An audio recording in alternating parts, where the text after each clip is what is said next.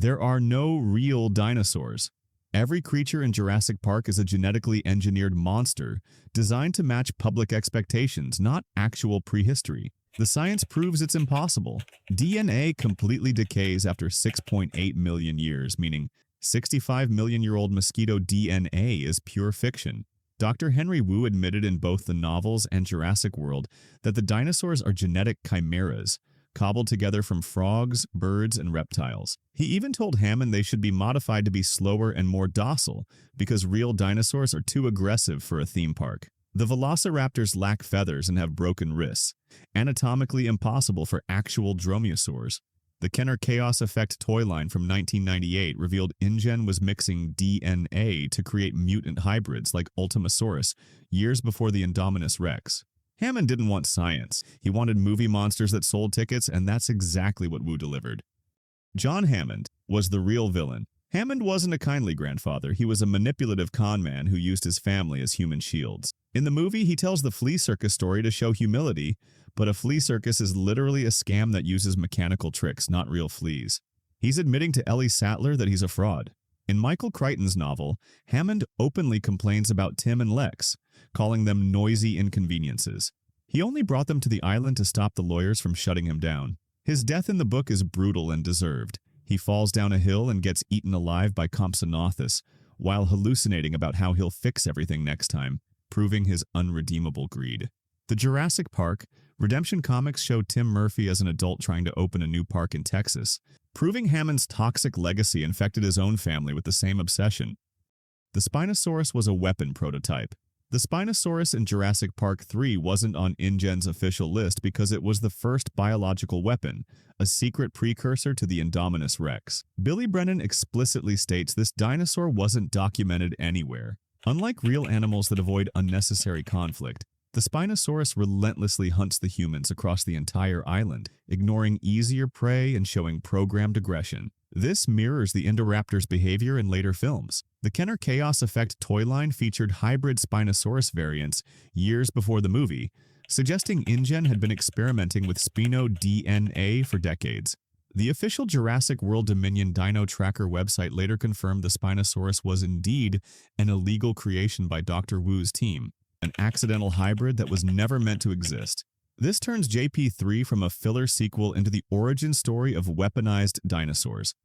The T-Rex attack was corporate sabotage. Louis Dodgson didn't just want embryos. He orchestrated the park's catastrophic failure to destroy InGen's stock value so Biosyn could buy them out for pennies. The timing is too perfect. Dennis Nedry shut down security exactly when the tour vehicles were positioned in front of the T-Rex paddock. Nedry's code turned off the fences, which wasn't necessary just to steal embryos. The White Rabbit virus theory suggests Dodgson gave Nedry malware that did far more damage than intended, ensuring the park would collapse regardless of whether Nedry escaped. In Crichton's novels, Biosyn is described as a company that only steals because they lack the talent to innovate. Destroying competitors through industrial sabotage is their standard playbook. This transforms the first film from a cautionary tale about chaos into a corporate thriller where the dinosaurs were just weapons in a hostile takeover. Dinosaurs escaped decades before. Dominion, Jurassic World Dominion, wasn't the first mainland outbreak. InGen covered up multiple escapes throughout the 1990s and 2000s. The IDW comic Devils in the Desert features pteranodons nesting in the American Southwest, eating cattle and humans, long before the movies acknowledged it. This implies government cleanup crews have been secretly culling escaped dinosaurs for years. The Jurassic Park Adventures, Flyers book has pteranodons escaping to Universal Studios Florida, with Black Ops teams erasing all evidence and silencing witnesses. In Crichton's original novel, Dr. Gutierrez discovers strange lizards eating crops and attacking infants in Costa Rica, proving the fences failed from day one. Carcasses with prion diseases washed up on mainland beaches because InGen fed dinosaur sheep protein. The outbreaks weren't accidents. They were inevitable consequences of a system designed to fail, and the government covered them up to protect corporate interests. Ian Malcolm predicted everything on purpose. Ian Malcolm didn't guess the park would fail. He used it as a controlled experiment to prove chaos theory to the world. In Michael Crichton's original novel, Malcolm actually dies from his injuries. Crichton resurrected him for the Lost World because Jeff Goldblum's performance was so iconic. This creates a fascinating meta-narrative where the movie version of Malcolm is the real one. while the book version is a cautionary ghost. Malcolm's predictions are too specific to be guesswork. He knew exactly which systems would collapse and when. Some theorists argue he had inside knowledge of InGen's shortcuts and deliberately provoked the crisis to validate his theories. His constant warnings weren't academic, they were tactical. He positioned himself as the voice of warning, who could say, "I told you so when civilization collapsed," cementing his legacy as the man who understood what hubris would cost. Wu's version would have been worse. Dr. Henry Wu wanted to create docile, slow-moving dinosaurs that guests could safely interact with, but Hammond refused because tame dinosaurs don't sell tickets. In the novel, Wu explicitly suggests slowing their metabolisms and engineering obedience into their DNA. Hammond rejected this because he wanted the thrill and danger of wild predators. This decision doomed everyone. If Hammond had listened, the park might have succeeded with safer, controllable creatures. But Wu's version raises darker questions. Genetically lobotomized dinosaurs would have been sentient animals stripped of their instincts and autonomy, biological puppets performing for crowds. That's arguably more horrifying than the violent chaos we got. The tragedy isn't just that the park failed, it's that both versions, Hammond's monsters and Wu's slaves, were morally bankrupt. The only ethical choice was never building it at all, and neither man considered that option. If these theories are blowing your mind, hit subscribe. I break down franchises like this every week. Alright, back to the madness. The Dilophosaurus tried to mate with Nedry. The Dilophosaurus didn't attack Dennis Nedry immediately because it mistook his yellow raincoat for a mating display. In Crichton's novel, dinosaurs exhibit complex mating behaviors, including visual displays with brightly colored frills and elaborate ritual. The Dilophosaurus's initial head tilting and non-aggressive posturing mirrors courtship behavior observed in modern birds. It only attacked after Nedry rejected its advances by throwing a stick and yelling. The theory suggests the dinosaur's venom wasn't defensive. It was a frustrated response to perceived rejection during what it thought was a mating ritual. This adds a layer of tragic absurdity to Nedry's death. He wasn't killed by a predator hunting for food. He was murdered by a confused animal responding to what it interpreted as mixed romantic signals. It transforms his demise from simple karma into a darkly comedic commentary on miscommunication between species. Paleontologists refuse to study InGen dinosaurs. Real paleontologists like Alan Grant ignored InGen's dinosaurs because they weren't scientifically valid specimens. They were genetic hybrids masquerading as extinct species, worthless for legitimate research. Grant's reluctance to return in the sequels wasn't just trauma, it was professional disgust. Publishing papers about InGen's creatures would have destroyed his credibility because the scientific community knew these weren't real dinosaurs. Ian Malcolm's chaos theory lectures predicted exactly this outcome: flawed biotechnology producing non-viable organisms that legitimate science would reject. Real-world DNA degradation makes full cloning impossible, so any scientist examining InGen's work would immediately recognize the fraud. The theory suggests the academic community collectively agreed to ignore Hammond's park, treating it as a dangerous circus rather than a scientific achievement. This explains why no universities or research institutions tried to salvage the technology after the disasters. It wasn't worth saving because it was built on lies. Site B was the real park. All along, Isla Nublar was never meant to succeed. It was a demonstration model, a showroom to attract investors, while the real work happened on Isla Sorna, Site B. The Lost World reveals that Site B was the factory floor where dinosaurs were grown, tested, and mass-produced. Nublar only housed a fraction of InGen's creation, the ones polished enough for tourists. Site B contained the failed experiment, the aggressive prototypes, and the genetic mistakes InGen couldn't control. Hammond knew Nublar would eventually fail, but he needed it to secure funding for the larger operation on Sorna. The deliberate lack of safety redundancies on Nublar supports this. No backup power, minimal security, skeleton crew.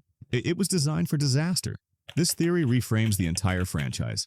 Every film is dealing with the fallout of Hammond's true vision, a biological weapons facility disguised as a theme park, with Nublar serving as expendable bait.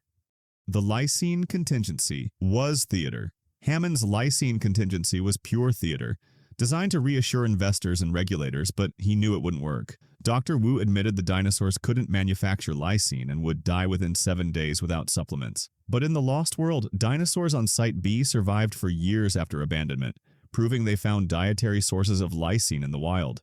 Hammond had to know this was possible. Lysine exists in plants, insects, and other animals. Any ecosystem would provide it naturally. The contingency was a liability shield. If dinosaurs escaped, InGen could claim they'd die quickly and avoid responsibility for ecological damage. Hammond's insistence on this fail-safe, despite knowing it was useless, reveals his true character. He didn't care about containment. He cared about plausible deniability. This makes every subsequent outbreak his fault, a premeditated crime disguised as unforeseen chaos. Muldoon survived the Raptor attack. Robert Muldoon's death happens off-screen, with only audio suggesting his demise. The theory claims the clever girl Raptor didn't kill him. She recognized him as the alpha predator and initiated a dominance negotiation. Muldoon understood Raptor psychology better than anyone. His final words weren't resignation, they were acknowledgement of a worthy opponent. The attack cut away immediately, unusual for a franchise that shows graphic deaths. In the Jurassic Park Dangerous Games comics, a character resembling Muldoon appears as a scarred hunter, tracking dinosaurs across multiple continents, suggesting he survived and went underground. His expertise would be invaluable to black market smugglers and government agencies hunting escaped dinosaurs, and the lack of body recovery and the franchise's pattern of bringing back characters, Thought Dead supports this theory. Muldoon became what he always was, the apex predator hunting monsters in the shadows.